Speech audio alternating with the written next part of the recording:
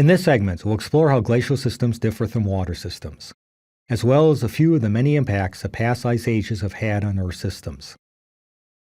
Glaciers can form wherever yearly snow accumulation exceeds yearly melting of snow, so that snow can accumulate from one year to the next to eventually form thick masses of ice. So in our modern world, glaciers typically form at either high latitudes, like Greenland or Antarctica, which is shown here, or at high altitudes, like Denali in the Alaskan mountain range. But within the Earth's recent past, glaciers and ice sheets were far more extensive, covering nearly a third of the present land area. And glaciers can move simply because ice at the bottom of a glacier is under enough pressure that it will slowly flow. Even though the ice remains solid, it behaves as a ductile solid. Yet the ice at the top of the glacier is still the same brittle material that you're familiar with in ice drinks or upper Midwest winters. So the ice on top of a glacier will break into crevasses as the underlying ice flows over the ground. Which brings us to Hans, although this isn't actually Hans. Hans and a friend were early glacial explorers who were killed when they fell into an ice crevasse. At the time, there was no way to recover their bodies. But years later, their bodies showed up at the front of the glacier, which was the first definitive proof that glaciers actually flowed. Since people knew where Hans had died, the flowing ice must have carried his body to the glacier's margin. So the ice in glaciers is always moving or flowing forward. When you look at Denali and the Alaskan range from the air, you can see white snow and ice-capped peaks. But stretching out from those peaks are thick blue rivers of ice that flow from the ice-capped peaks down into the lower valleys. Even during a glacial retreat, ice in the glacier still moves forward. The ice is simply melting faster than it's replaced, so the overall volume of ice shrinks and its margin recedes. Now, retreat is actually a poor term to use, as it implies that the ice moves backwards.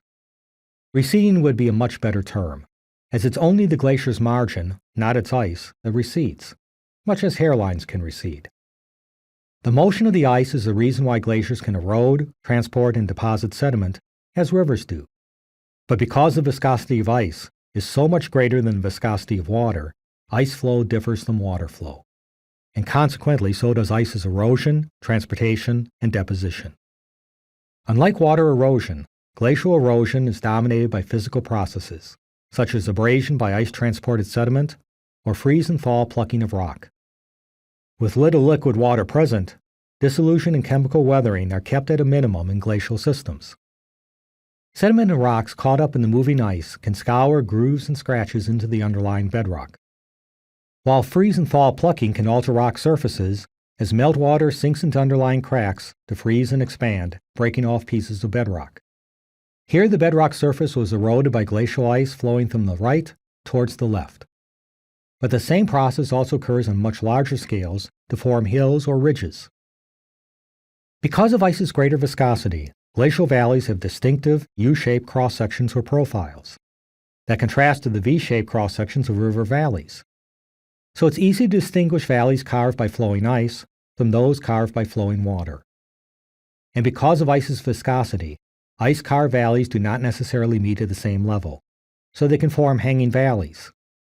At the time this upper valley formed, the lower valley was ice-filled, so the smaller tributary glacier simply flowed into the top of the main glacier rather than cutting down to its base, as river systems would do.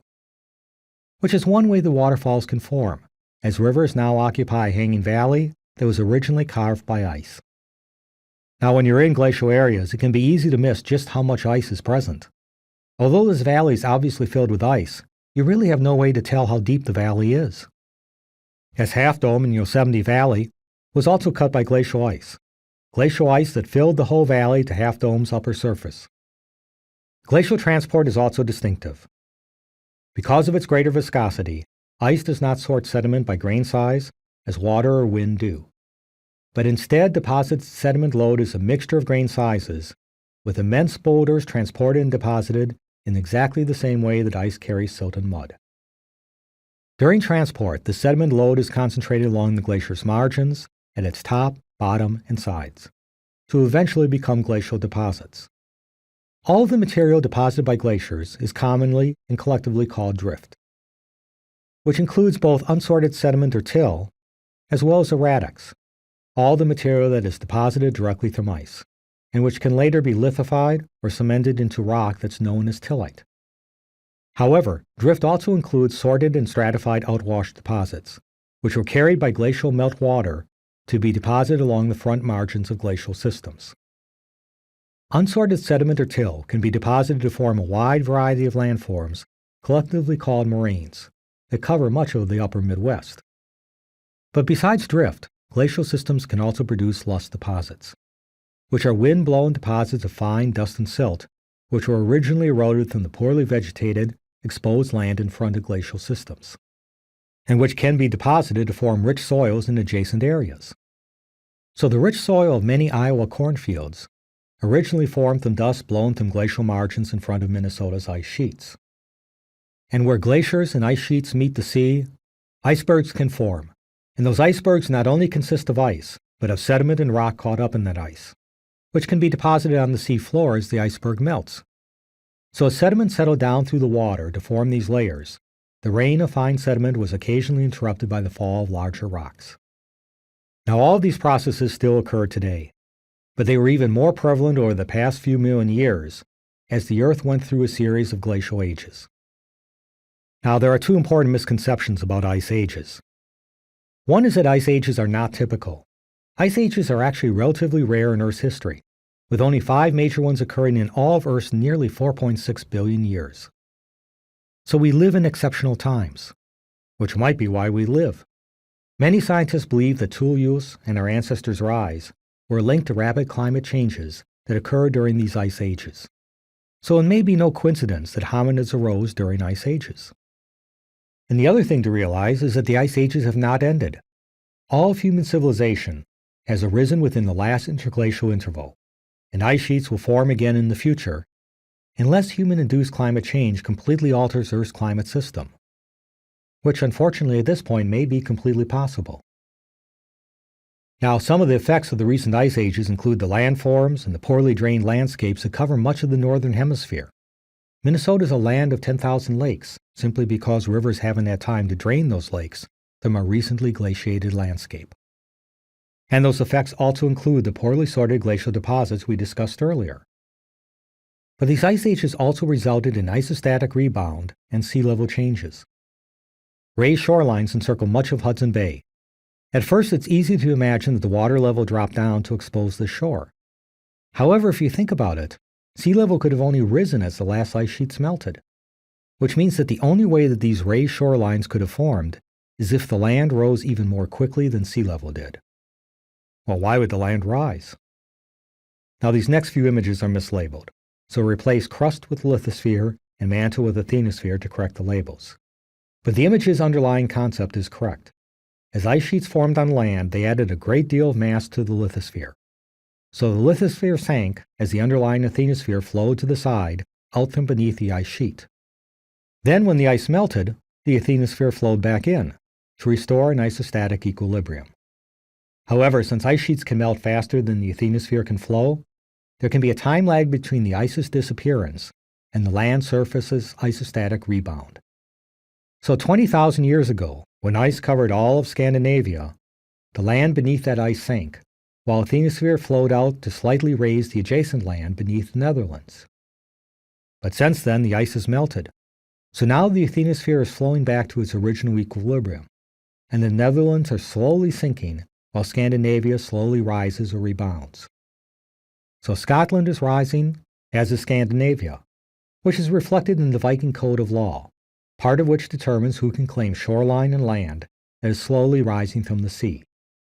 But in the meantime, the Netherlands are sinking, which creates a massive challenge for its people.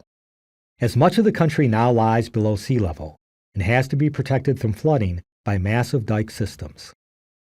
And you can measure the land surface's rebound and sinking to learn that parts of Great Britain are rising while other parts slowly subside. On a more local level, we can measure the rebound of the land beneath Lake Superior to find that the city of Duluth is slowly rising about 1.5 millimeters per year, while the northeast coast of the Lake Basin is rising more quickly at nearly 5 millimeters per year, which means that the whole Lake Basin is slowly tilting towards Duluth, flooding its shoreline and river basin by a few millimeters every year. Although that might not seem like much, it poses a real threat to shoreline property, and there's simply no way to stop the rise. But on a grander scale, changes in sea level have affected the distribution of animals across the globe. When you look at the living and fossil records of North America and Eurasia, the animals are basically the same. Because only a few thousand years ago, when ice sheets grew to cover much of the land, that growth of ice sheets lowered sea level to expose land between North America and Eurasia, essentially making them into one continent. So the same animals are mentioned in Aesop's fables and North American Indian legends. Which is not true of fables from the southern continents, as climate barriers and ocean basins still kept their animal communities separate. And if you know your gorillas, which I don't, but my older son does, you can distinguish between eastern and western gorillas. But those differences are very minor, because only a few thousand years ago, both groups were part of a continuous rainforest community, one that was only separated into western and eastern parts by climate changes as the northern ice sheets melted. So it was not just the distribution of high-latitude animals that was affected. In fact, it was changes in tropical animal distribution that occurred as a result of rising sea level that historically played the greatest role in changing our view of Earth's life. When Alfred Wallace was studying animal life of the Indonesian area, he realized that the animal communities of different islands could be subdivided into distinct bands. Islands that were hundreds of miles apart had the same animals as one another, yet another island that was much closer could have an entirely different faunal community.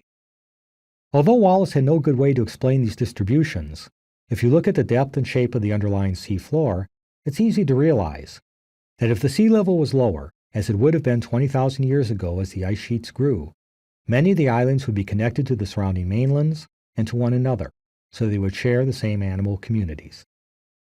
And something similar put his compatriot, Charles Darwin, on the path to recognizing evolution. When Darwin visited the Galapagos Islands, he learned that the giant tortoises on each of the islands could be recognized by their shells, so species were not immutable, but could slowly change. But how could tortoises who cannot swim get to 7 different islands? Well, if you lower sea level to where it fell 20,000 years ago as more water was locked on land as ice, then most of the Galapagos Islands become a single island. So a single pregnant tortoise, floating out on a mass of vegetation during a river flood, could colonize that island. And as ice sheets melted, her descendants could be separated by rising sea levels to diverge just enough that Darwin could recognize that species change slowly over time. And more importantly for our species, recent climate change may have led to the rise of human civilization, which coincided with the warming of the Earth's climate at the start of the current interglacial period. Well, besides glacial erratics, poorly sorted deposits, and isostatic rebound, what other evidence do we have that ice sheets once covered much of the land? And as importantly, why did they do so? Those questions will be the focus of the next video segment, in which we explore our modern evidence for, and some possible origins of, the Earth's recent ice ages.